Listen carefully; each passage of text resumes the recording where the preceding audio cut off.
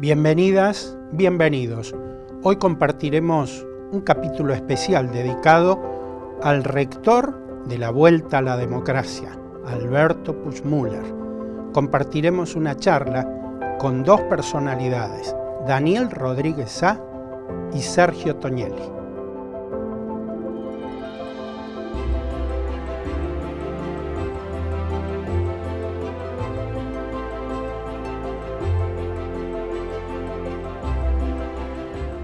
Bienvenido, Sergio. Oscar, un gusto, gracias por la invitación. Fuiste el primer presidente de la Federación Universitaria en aquella época fundacional de la Vuelta a la Democracia. Sí, exactamente. Vos sabés que, bueno, para hacer un raconto, nosotros la primera elección fue del Centro Estudiante en el año 83, todavía en dictadura, todavía no había ganado Alfonsín. Y nos encontramos con que la realidad era que la universidad a nivel estudiantil solamente tenía un estatuto para un solo centro que unificaba 3 facultades de la ciudad de San Luis. Entonces hicimos elecciones, ganamos esas elecciones, yo fui el primer presidente de ese centro y nos dimos a la tarea de normalizar, que fue entre fines del 83 y todo el 84, crear los 3 centros de estudiantes, uno por cada facultad, fundar la Federación Universitaria, llamar un congreso y en ese congreso fui elegido presidente de la Federación Universitaria, o sea, el primer presidente de la Federación Universitaria San Luis. ¿Cuándo se elige a Alberto Puigmüller? Alberto Puigmüller se elige al año siguiente, en el año 85, o sea, ya estaban normalizados los claustros. Bien. A nivel docentes y también a nivel estudiantes, digamos, ¿no? Entonces se podía convocar a la Asamblea Universitaria, porque... A ver, para hacer un raconto, antes de eso, nosotros éramos estudiantes, los directivos, digamos, de la universidad, rectores, decanos, etcétera, eran parte del gobierno de esa época. Designados como normalizadores. Claro, también. Pero antes de la normalización eran todos que los designaba la dictadura, sí, digamos, sí, ¿no? Claro.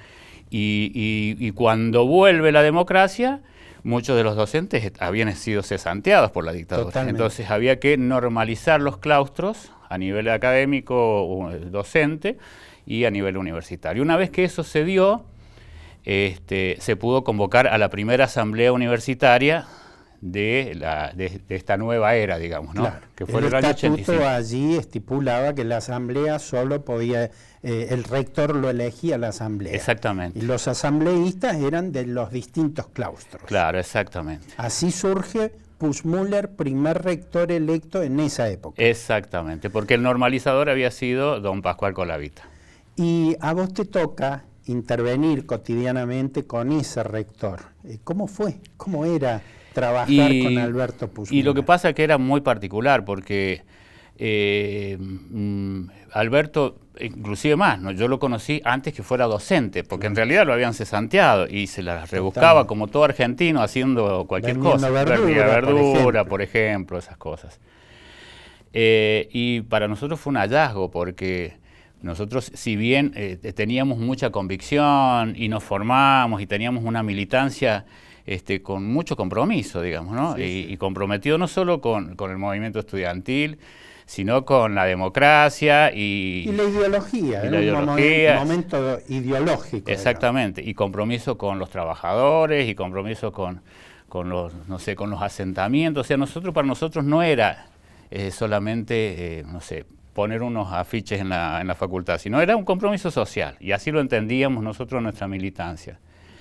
Y en ese sentido, cuando nos encontramos con Alberto, era alguien que sabía 20 millones de cosas más que nosotros, porque ya lo había hecho unos años antes, digamos, claro. ¿No?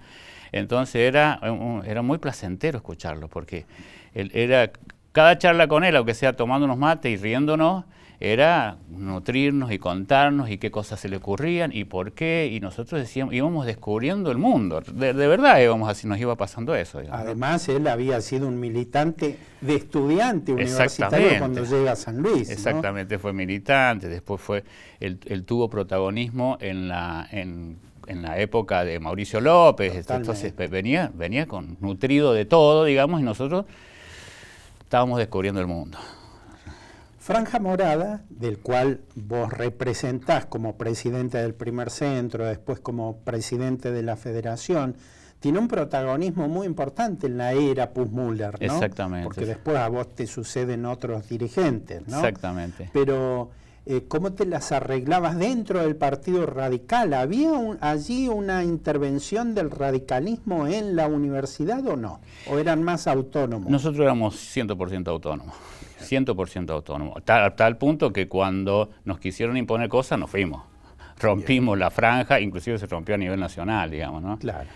Pero nosotros no respondíamos a ningún mandato, éramos 100% autónomos y fijábamos nuestros criterios.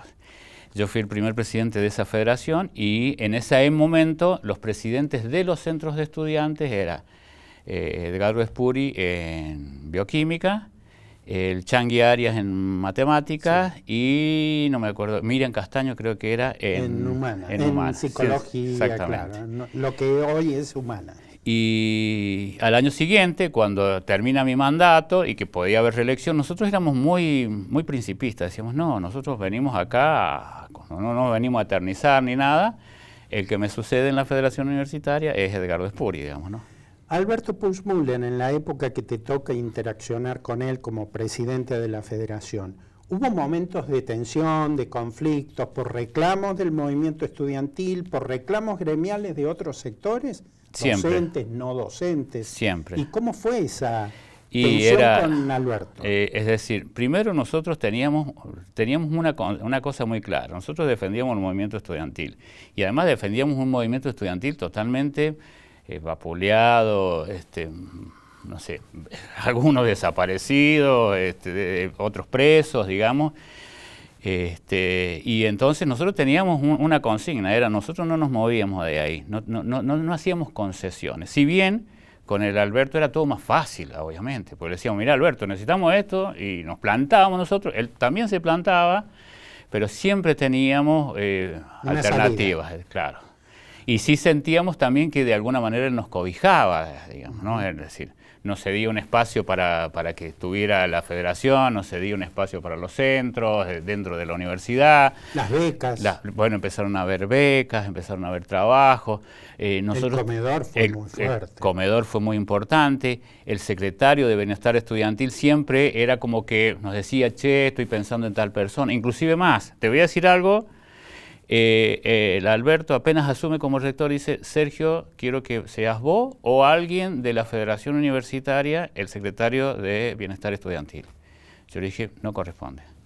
Claro. No corresponde, le digo, porque primero yo era estudiante, no iba a ser funcionario de estudiante, digamos. Total. Y segundo, nos parece que no, porque mezclamos las cosas, digamos, ¿no? Claro. Yo nunca tuve cargos en la universidad durante todo mi periodo. Tampoco tuve becas, nada. Nosotros entendíamos así la política, digamos, ¿no? No íbamos detrás de a ver qué, digamos, ¿no?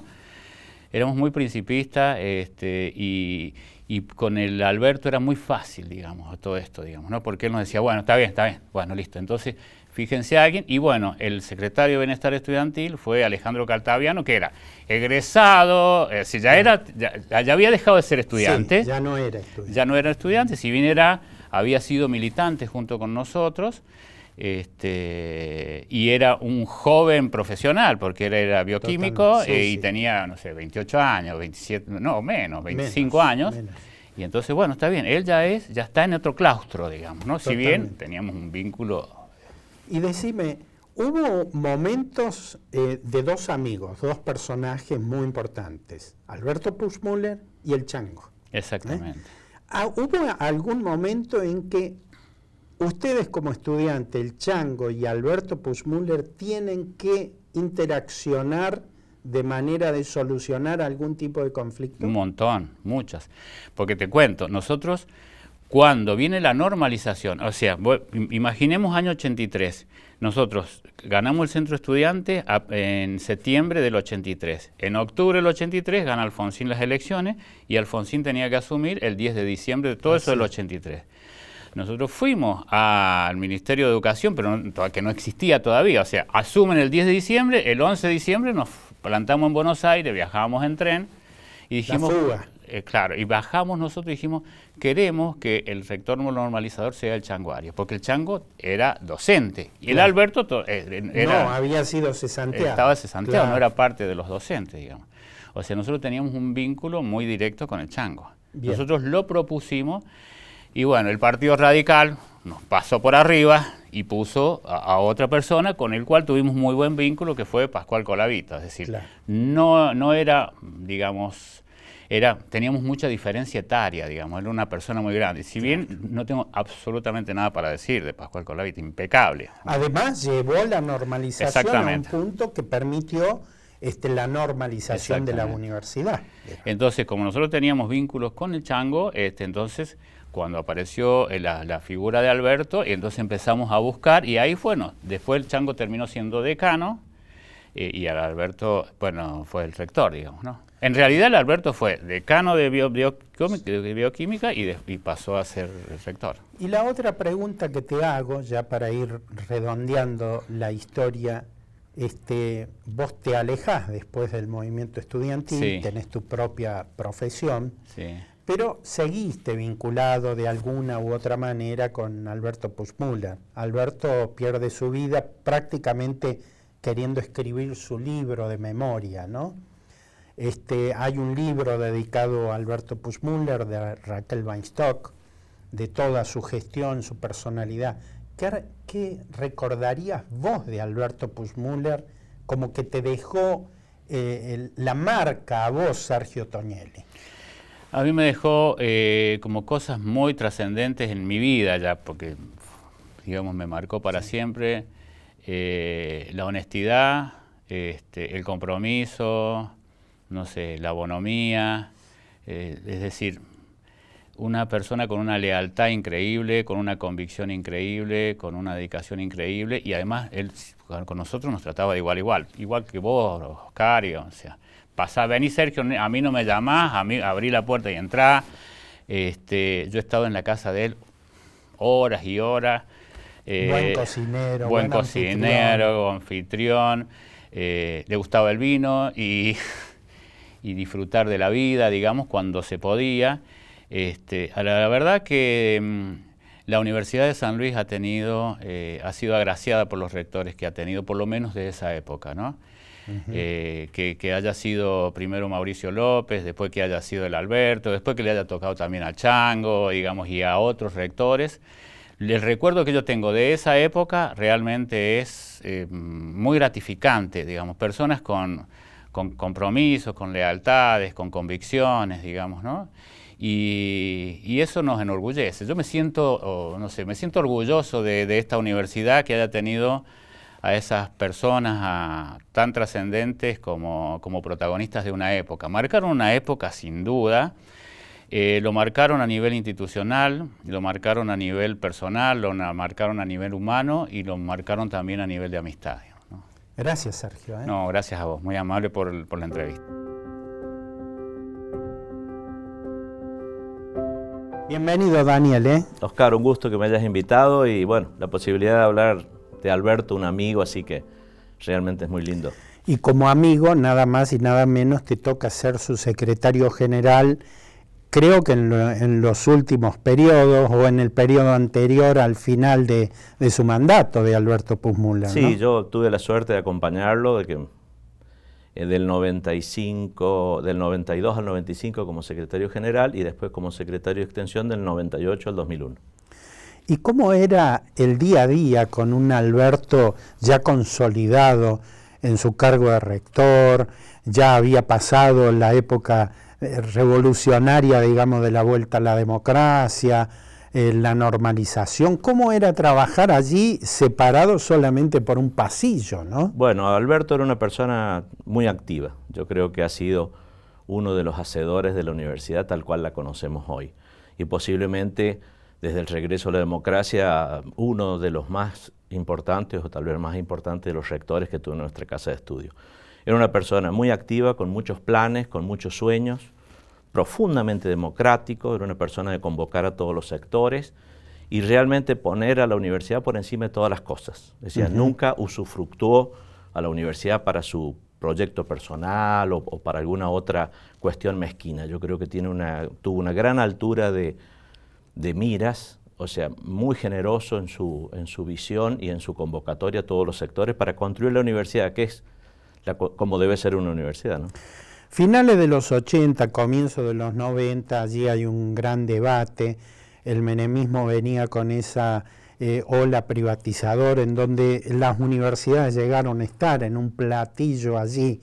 ¿Y Alberto qué opinaba en esa época? No, Alberto siempre defendió la universidad pública, libre, gratuita, tenía una profunda convicción y él estaba muy consustanciado con la reforma universitaria. Yo creo que era un reformista, siempre lo expresaba y el manifiesto era capaz de recitarlo sin leerlo, se lo sabía de memoria.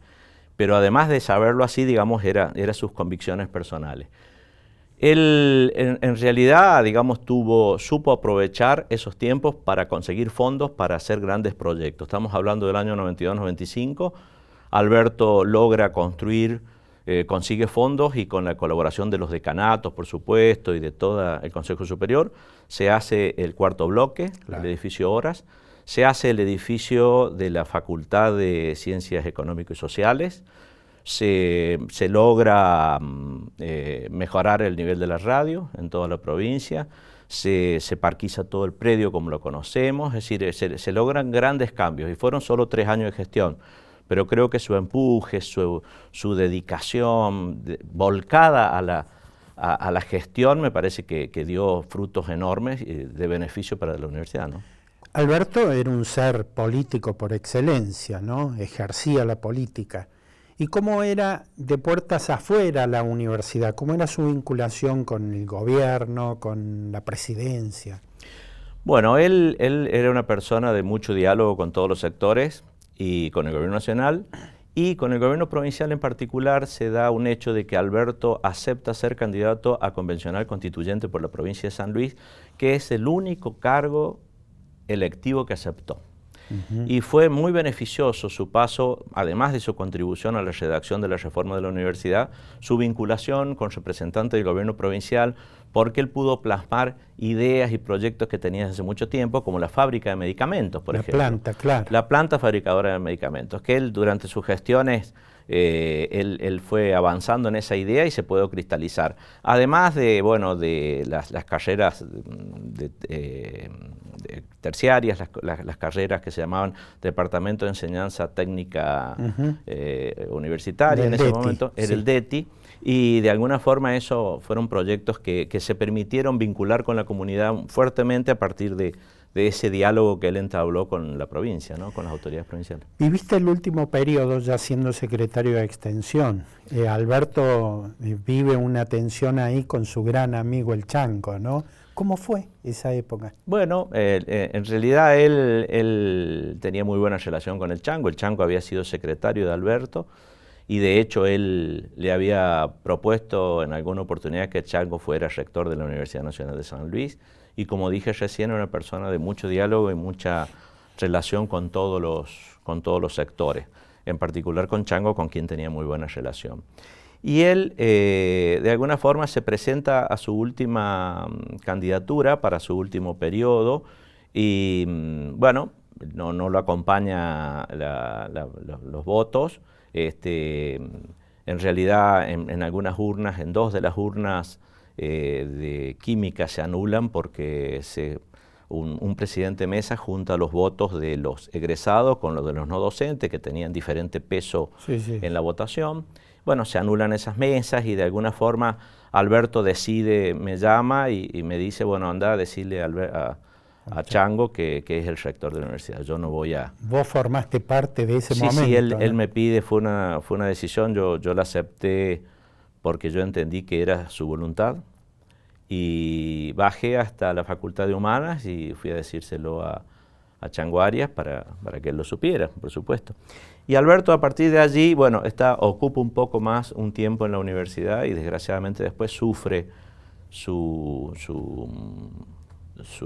problema cardíaco que ya lo aquejaba y fallece. Y fue operado, ¿no? Fue operado el corazón. Sí, él tenía, en realidad tenía 4 arterias tapadas y no le pueden destapar una de las arterias y esa arteria es que se le tapa finalmente y cuando él va caminando hacia la universidad, que era su casa. Su casa, sí. Bueno, queda ahí en la vereda de la Avenida España. desgraciadamente, ¿no? Una fría mañana de un 5 de junio, ¿no? Sí, Alberto hacía esa rutina. Yo lo había ido a visitar unos días antes, me había sorprendido porque estaba con mucho frío en la casa, estaba con estufas, con abrigado, pero era porque evidentemente no tenía muy bien el sistema circulatorio.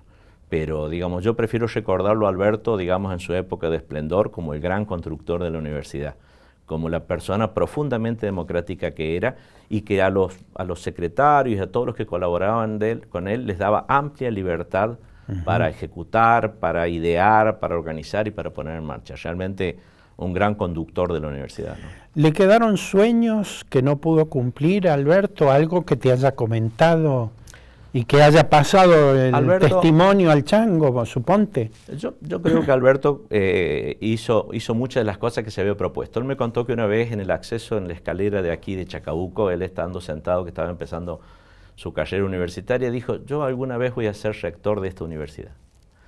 Y él creía que las personas trascienden en la vida a través de las obras. Esa es la trascendencia de las personas.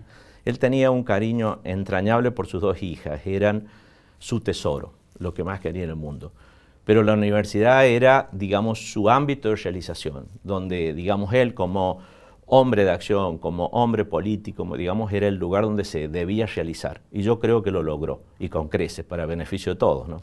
Aún renegando o aún relegando la importancia de sus hijas, su familia, ¿no? Porque la universidad es una familia muy grande, que lo debe haber absorbido casi todo el tiempo. Sí, vos sabés que tenía muy buena relación con los docentes, con los estudiantes, con todos los ámbitos, con los egresados, pero sobre todo también con los no docentes.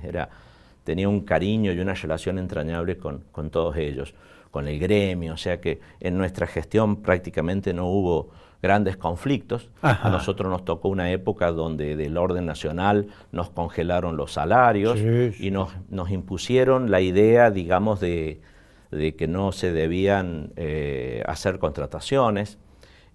O sea, digamos, eran normas que se charlaban en el CIN, digamos, porque no había posibilidades presupuestarias.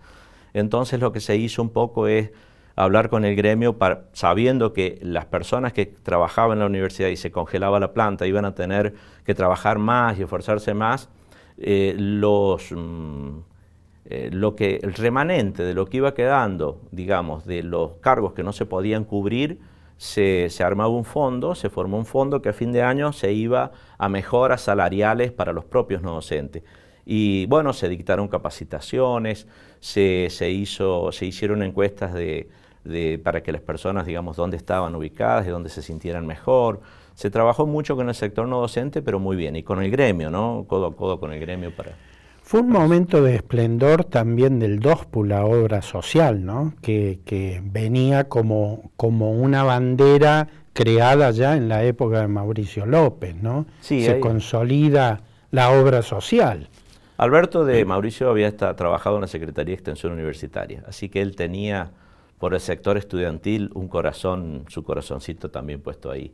Y trabajó mucho en mejorar el comedor universitario, por ejemplo, en mejorar la calidad de la atención, en brindar un mejor servicio, en contrató, recuerdo, a licenciados en nutrición de aquí, propios de nuestro medio, para que mejoraran la comida que comían los chicos, los servicios que se le brindaban, siempre estuvo ahí. Y con el DOSPU también, con el DOSPU, bueno, a través de las diferentes gestiones y del edificio, digamos, él siempre apoyó la obra social porque creía que era algo muy importante para sostener y que la universidad, los docentes, no docentes y los alumnos tuvieran un sistema de salud que les permitiera trabajar con tranquilidad para beneficio de la universidad. ¿Lo extrañas? Sí, lo extraño y lo valoro enormemente. Puedo hablar ahora más tranquilo, sin emocionarme, porque tal vez la distancia me permite manejar mejor mis afectos, mis emociones sobre todo, ¿no? Pero lo extraño porque era un ser muy cálido, un ser muy inteligente y sobre todo comprometido con la educación pública y con la universidad. Era una persona que muy generosa en su accionar y nunca ni una mácula digamos, sobre su gestión. Yo creo que fue una persona honesta, hasta el cogollo de la misma médula, como dice Agüero, ¿no? Cuando habla de algún otro puntano nuestro. Pero él en realidad era profundamente honesto y transparente en toda su gestión, ¿no? Yo creo que eso es algo también que la universidad y los universitarios valoraban. Él vino de Mendoza, de su Mendoza natal, a estudiar acá y se afincó acá, echó raíces, tuvo una hermosa familia, sus hijas, a quien adoraba, como te conté, y bueno, y se dedicó toda su vida a la universidad. Y creo que tenemos que estar eternamente agradecidos por su dedicación y su entrega, ¿no? Gracias, Daniel. No, gracias a vos, Oscar. Gracias por recordarlo y esta posibilidad de recordar su figura.